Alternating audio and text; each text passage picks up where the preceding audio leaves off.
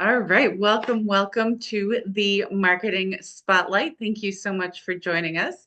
Today's spotlight is on Bridget Baker, and I'm actually trying to remember, Bridget, how did you and I meet? Was it a mutual connection introduced us? Because I I think feel it was like on networking. it I'm was trying to, networking something or other.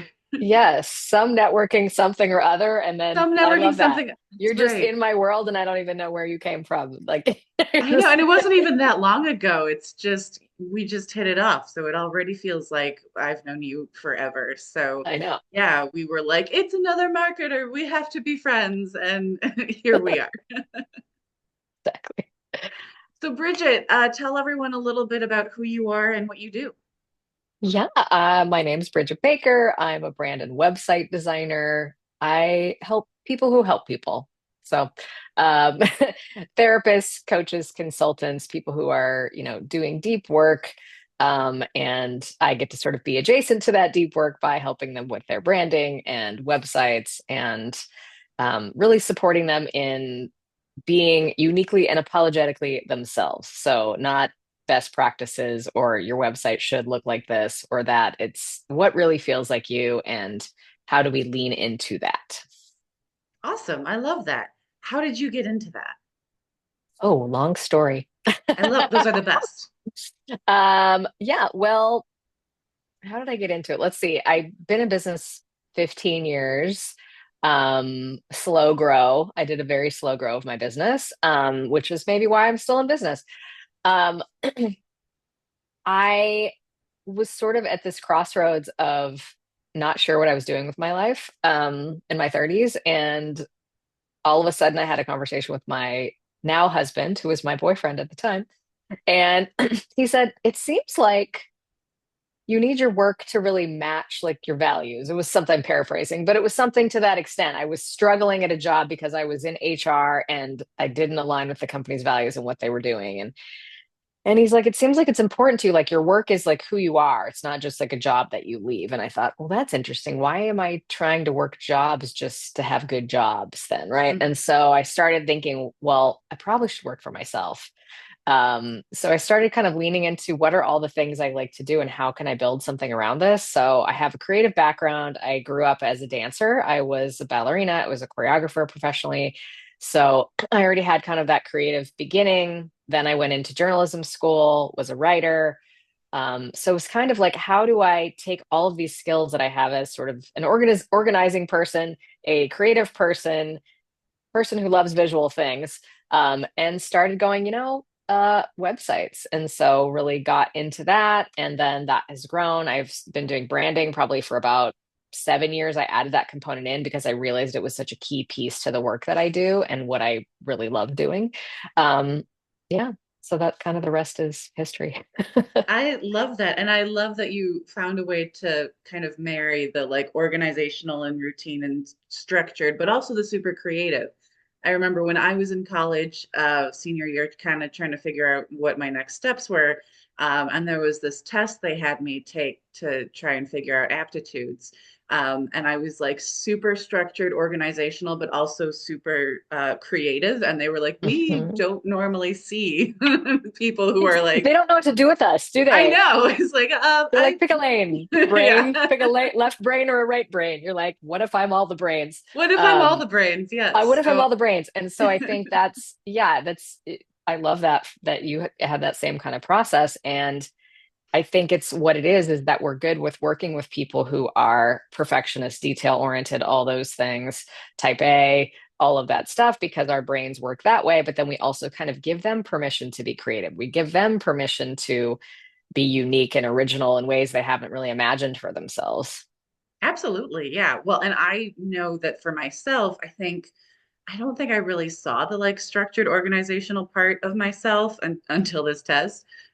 So I think if you had told me that like I'd be doing SEO when I started doing this, I'd be like, I can't do that. I can't do numbers.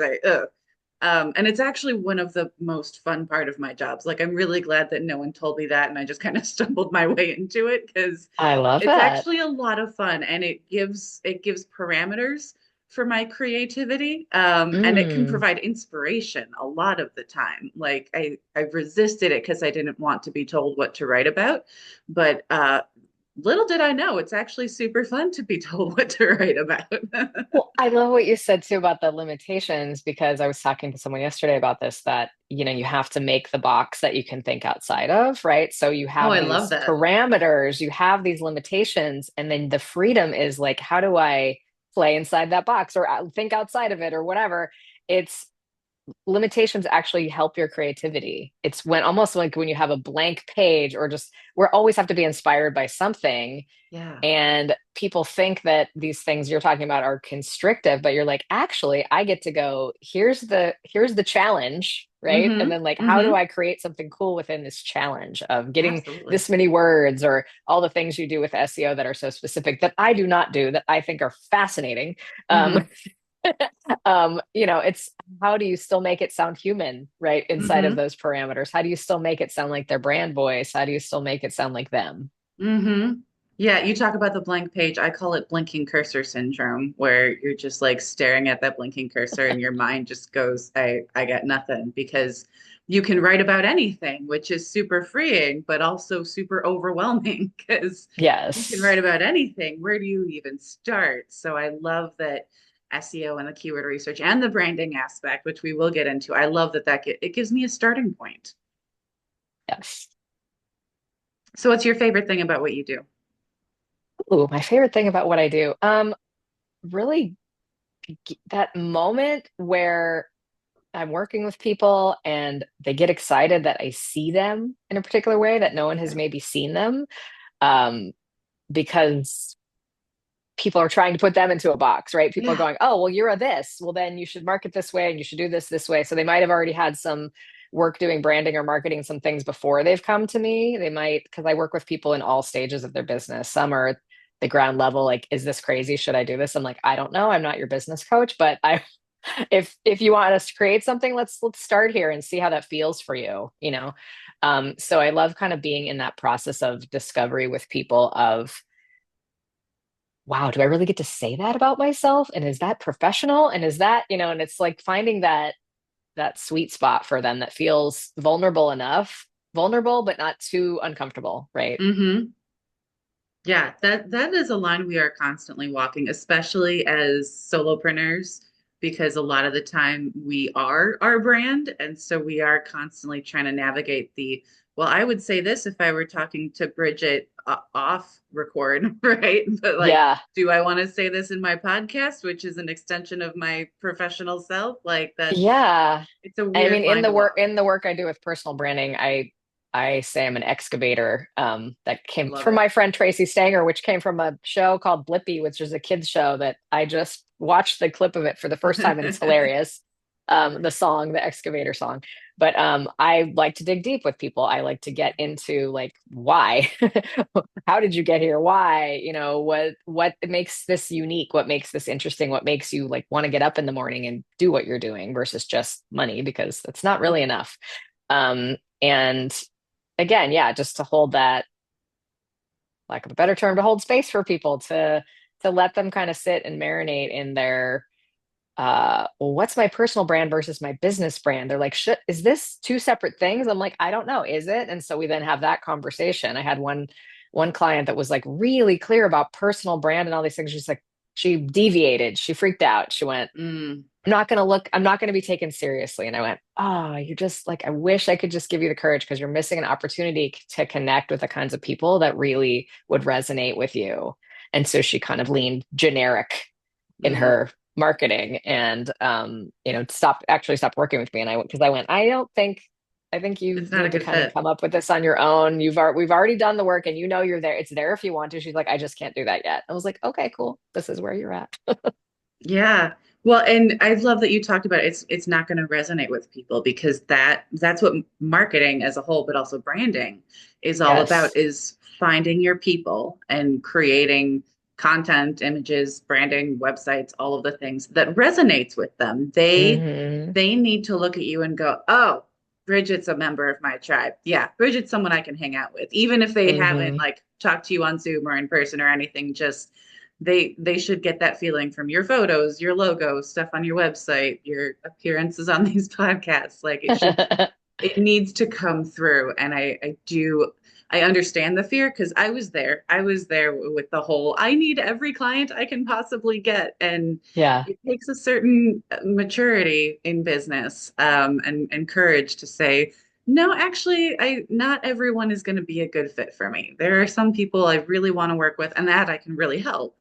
And there are Hmm. people where that's not really the case. Yeah, Um, and I mean, we can, you and I could write, you could write for anybody. I could design a website for anybody, right? I could do, as I said, I could do a plumbing website. I've actually done one before. It was fine. It looked nice, but it didn't resonate with me. I didn't ever have a connection. I didn't ever, really get to see how that person, I mean, of course, that person's helping people because they're a plumber, right? But it wasn't something I was interested in or passionate about either. And so, the ability to really for me to understand them, there was just too big of a gap. And mhm. so yes, again, I can make something look nice for anybody, because people go, well, don't, you're just cutting yourself off, don't niche yourself too thin, because you should be able to be marketable to anyone. You're like, but then I just burn out getting all the wrong people, the people that Yes. are either not, I mean, and I'm a very values-based business. So I work with people in who do DEI, which is wherever that is in the world right now, but people who do like inclusion work, belonging work, people, gender inclusivity, all these things, like those are important values to me, and those are important Hmm. values to the people that I work with. And so if I start kind of diluting my own brand by just working with anybody and everybody, I'm not really keeping Hmm. those people safe.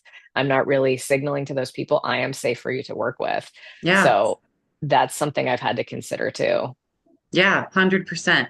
So a question I always like when it comes to branding, because I love branding and it's super fun, but at the end of the day, branding is all about evoking a feeling in people. Mhm. Like you really want people to feel a certain way when they encounter your brand. And that Mhm. is really hard to reverse engineer, especially in a way that's like systematic. So what are your tips? What's your kind of process for reverse engineering that? Yeah, I love reverse engineering, because the organizing part you're talking about, I actually was a professional organizer. So I was organizing my friends' closets as a kid. Like that's my brain orients very much toward like what literally can we get rid of so that there's space for what you actually need, right? And so that rebranding process, if you will, is sort of the okay, what is like a 10-year-old version of your business that you've still got online that you're freaked out to share Yeah. because so I'm actually working with a client now and she went, I can't even look at that website. Can we just clean slate and start a whole new website? And I said, sure. So, you know, it I think that's the question. Like what do you salvage? And some of it's even the opposite. Some of it's even, wow, there's this nugget that I had that I wrote Hmm. 10 years ago that really conveys what my brand is, but I got away from it at some point. I was like, well, how do we get back to that? How can we give you permission to bring that forward now because you're a different person in your business and maybe you're actually able to be confident enough to work with only this type of person or say this type of thing on your website or use this kind of language or something in your copy, right? So yeah, I think that reverse engineering by going back and sort of cleaning the slate and working on branding, you're creating like a new foundation. Yes. So then you can build from that new foundation. It's like, does this, same with the box, does this lot fit in the box any longer? Or is this like a whole separate box that I really Can we don't want to fudge have? it so we can kind of squish it in there and Yeah. make it Do fit I in the not box? even like need this box of stuff? And, there's like a thing in organizing, one suggestion in organizing, one school of thought, put a bunch of stuff in a box, put it in a closet, write like a date on it, go Hmm. look at that date. And if you haven't like even thought about those things, forgot what was in there, whatever, you could probably get rid of all that stuff, you know? Hmm. So it's the same thing with your business. If people are like, they have these old blogs, Hmm. which again, we know some of those are SEO. Some of the old blogs are great. Keep them in the back end. They're still doing sort of this heavy legwork for your business. If you had a Hmm. blog that went crazy viral, but not necessarily really where you are now, still keep it on the back end Hmm. because that's still driving traffic to your website. Hmm. Well, and if it's still relevant but not quite reflecting the brand you have now, you can always update it. You can You always can always take it update it. down, tweak it, make it so that Yeah. it does reflect your current brand, maybe update it with some new information if relevant, and then republish it. And then that gives it Hmm. new life because Google treats it just like a brand new post because it goes, oh, it has this recent publication date, it's new content. Yeah. But yeah, if it was doing well before and you tweak it and republish it, chances are good it will do well again. It's like giving it new life from an SEO and a Yeah, and branding or perspective. But yes. research has changed, and for like there's Hmm. someone that I told the other day, she had a course and there was some information of people that she probably wouldn't support that she was highlighting in her course of, oh, go read this person's book or go do this thing, and now Oh she's yeah. not really aligned with that person's values over time because that person has changed. Yeah. So even to have that in there, it makes people go, ugh, really? You're recommending that person, right? And she's like, oh, I have Yeah. to change my that part of my course, don't I? I'm like, yeah, I think you Yeah. do. So we have to keep reiterating, revising, re-advising, revising. We have to keep growing and Hmm. looking at sort of all of our things, doing a little check here and there of, wow, is this post super outdated? And, Hmm. or is there some nuggets in here that make sense? And, we can talk about that now. Absolutely.